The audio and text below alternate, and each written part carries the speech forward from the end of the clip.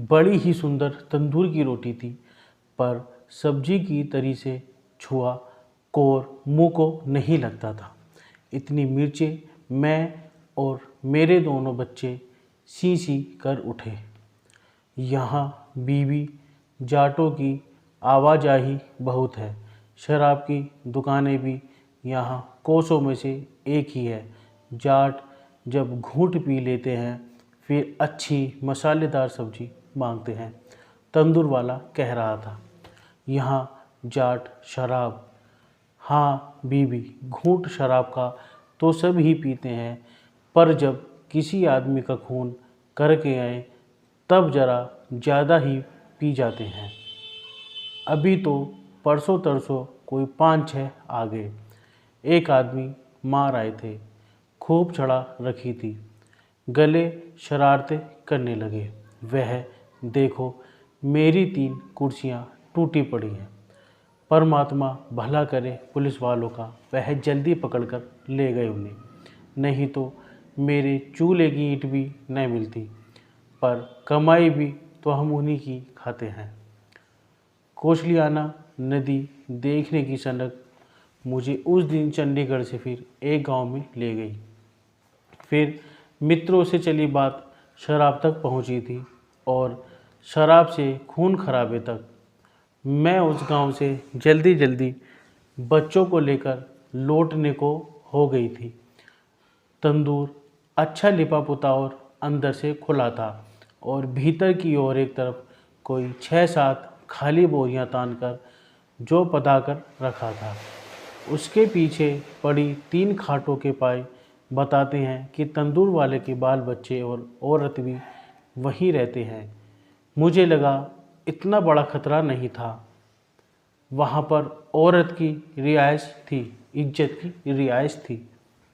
किसी औरत ने टाँट का कांटा मोड़ा, बाहर की ओर झांक कर देखा और फिर बाहर आकर मेरे पास खड़ी हो गई। बीवी, तूने मुझे पहचाना नहीं? नहीं तो। वह एक सादी सी जवान औरत थी। मैं उसकी मुंह की ओर देखती रही, पर मुझे कोई भूली बिसरी बात भी याद नहीं आई। मैंने तो तुझे पहचान लिया है बीवी। पिछले साल, न सचमुच उससे भी पहले साल तू यहाँ आई थी ना? आई तो थी। सामने मैदान में एक बारात उतरी थी। हाँ मुझे याद है। वहाँ तूने मुझे डोली में बैठी हुई रुपया दिया था। बात याद आई। 2 साल पहले मैं चंडीगढ़ गई थी। वहाँ पर नया रेडियो स्टेशन खुलना था और पहले दिन के समागम के लिए मेरे दिल्ली के दफ्तर ने मुझे वहाँ एक कविता पढ़ने के लिए भेजा था। मनमोहन सिंह तथा एक हिंदी कवि जालंधर स्टेशन की तरफ आए थे। समागम जल्दी ही ख़त्म हो गया था और हम 3-4 लेखक कौशलिया नदी देखने के लिए चंडीगढ़ से इस गांव में आए थे। नदी कोई 1.5 मील ढलान पर थी और वापसी चढ़ाई चढ़ते चढ़ते हुए हम सब चाय के एक एक गर्म प्याले को तरस गए थे। सबसे साफ और खुली दुकान यही लगी थी। यहीं से चाय का एक एक गर्म प्याला पिया था। उस दिन इस दुकान पर पक रहे मांस और तंदूरी रोटियों के साथ साथ मिठाई भी काफ़ी थी। तंदूर वाला कह रहा था, आज यहाँ से मेरी भांजी की डोली गुजरेगी, मेरा भी तो कुछ करना बनता है ना। और फिर सामने मैदान में डोली उतरी। डोली किसी पिछले गांव से आई थी, उसे आगे जाना था। रास्ते में मामा ने स्वागत किया था।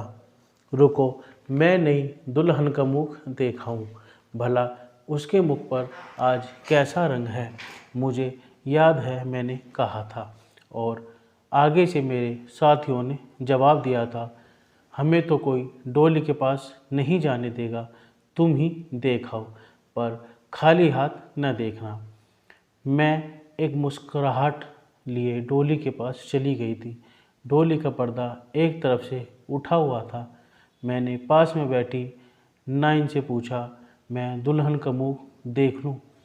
बीबी जी, सदके देख, हमारी लड़की को हाथ लगाए मैली होती है।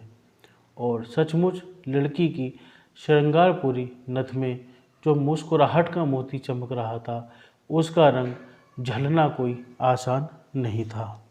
मैंने 1 रुपया उसकी हथेली पर रखा और जब लौटी तो मेरे साथी कह रहे थे, क्षण भर पहले जब तुमने कविता पढ़ी थी, कॉलेज की कितनी लड़कियों ने रुपए रुपए के नोट पर तुम्हारे हस्ताक्षर करवाए थे।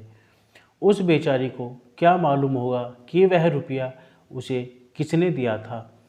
कहीं जानती होती हस्ताक्षर ही करवा लेती। 2 साल पहले की बात थी, मुझे पूरी की पूरी याद आ गई। तू वह डोली वाली लड़की, हाँ बीवी, जाने किस घटना ने उसे 2 वर्षों में लड़की से औरत बना दिया था। घटना के चिन्ह उसके मुंह पर दृष्टिगोचर होते थे, फिर भी मुझे सूझता नहीं था कि मैं उसे कैसे पूछूं। बीवी, मैंने तेरी तस्वीर अखबार में देखी, 1 बार नहीं 2 बार। यहाँ भी कितने ही लोग आते हैं जिनके पास अखबार होता है, कई तो रोटी खाते खाते यहीं पर छोड़ जाते। सच। और फिर तूने पहचान ली। मैंने उसी वक्त पहचान ली थी, पर बीवी, वे तेरी तस्वीर क्यों छापते हैं? मुझसे जल्दी कोई जवाब ना बन पड़ा। ऐसा सवाल पहले कभी किसी ने नहीं किया था। कुछ लजाते हुए मैंने कहा, मैं कविताएं कहानियाँ लिखती हूँ ना। कहानियाँ? बीवी, क्या वे कहानियाँ सच्ची होती हैं या झूठी? कहानियाँ तो सच्ची होती हैं, वैसे नाम झूठे होते हैं ताकि पहचानी ना जाए। तू मेरी कहानी भी लिख सकती है बीवी, अगर तू कहे तो मैं ज़रूर लिखेगी। मेरा नाम कर्मावाली सौभाग्यशालिनी है। मेरा तो चाहे नाम भी झूठा न लिखना, मैं कोई झूठे थोड़ी ही बोलूँगी।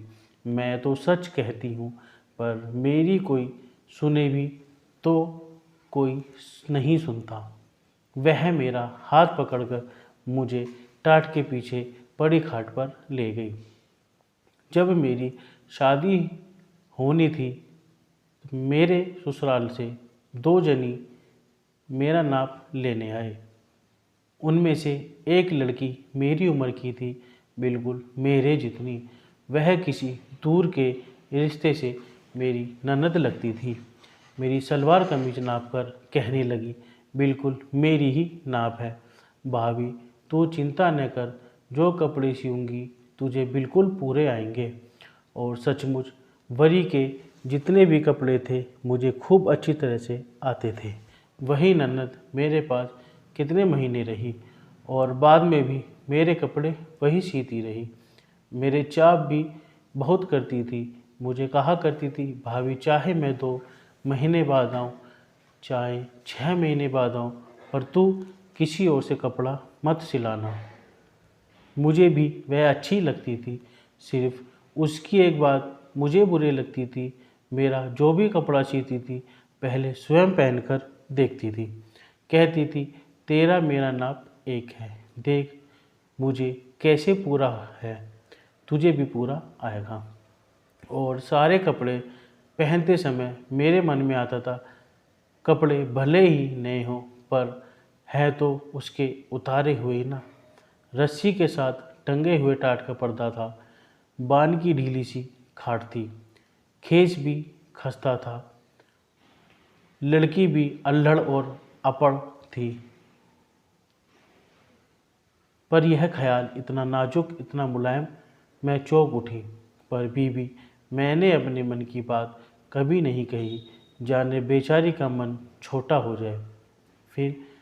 फिर मुझे कोई 1-1.5 बरस बाद पता चला, किसी ने बता दिया, उसकी और मेरे घर वालों की लगी हुई थी। यह उसका दादा पिता के रिश्ते से भाई लगता है।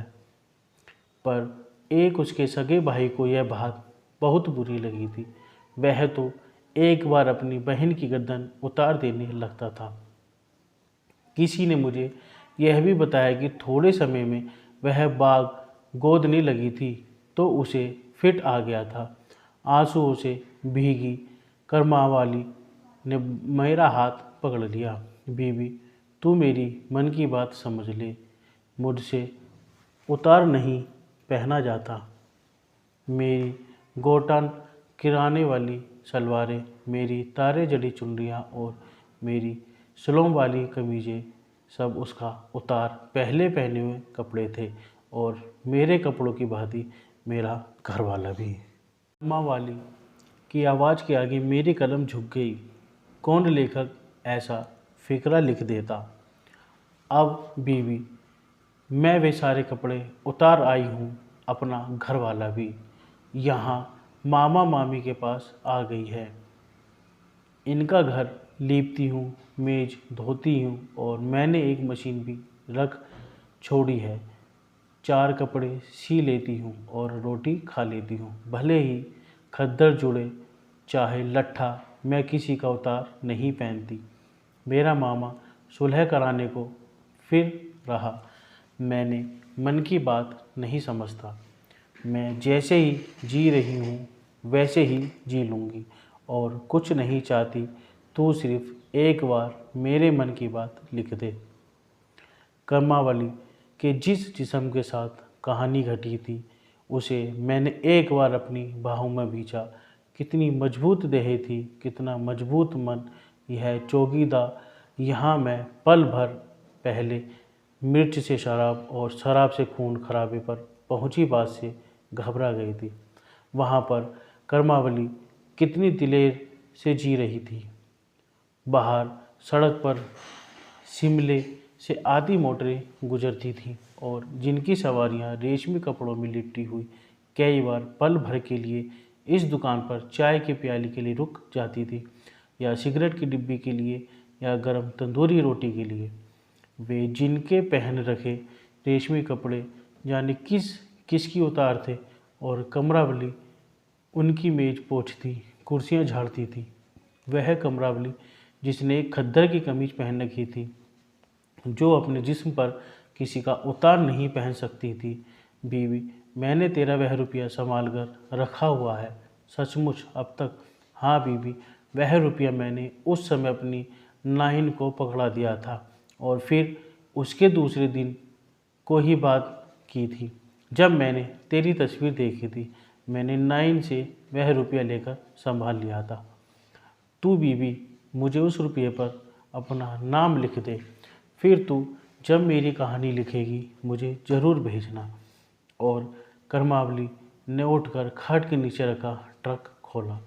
ट्रक में एक लकड़ी की संदूकची थी। उसने रुपयों का तय किया हुआ नोट निकाला। मैं अपना नाम लिख देती हूँ कर्मावालिए। मैंने जाने कितने लड़कियों के नोटों पर नाम लिखा होगा, पर आज मेरा दिल चाहता है तू मेरे नोट पर अपना नाम लिख दे। कहानी लिखने वाला बड़ा नहीं होता, बड़ा होता है उसे कहानी अपने जिस्म पर झेली हो। मुझे अच्छी तरह से लिखना नहीं आता। कर्मावली लजासी गई और फिर बोली, मेरा नाम कहानी में ज़रूर लिखना। मैंने पर्स से नोट भी निकाला और कलम भी। कर्मावालिए, आज तेरी कहानी लिख रही हूँ। वही रुपये का नोट पर लिखा हुआ तेरा नाम आज इस कहानी के माथे पर पवित्र टीके की भांति लगा हुआ है। यह कहानी तेरे कुछ नहीं संवारेगी, पर यह भरोसा रखना वे दिल भी तेरे टीके को प्रणाम करते हैं, जिसने खून का रंग इस तेरे टीके के रंग से मिलता है। और वे माथे भी एक लज्जा से इसके आगे झुकते हैं, जिन्होंने अपने गलों में जाने किसके उतार पहन रखे हैं।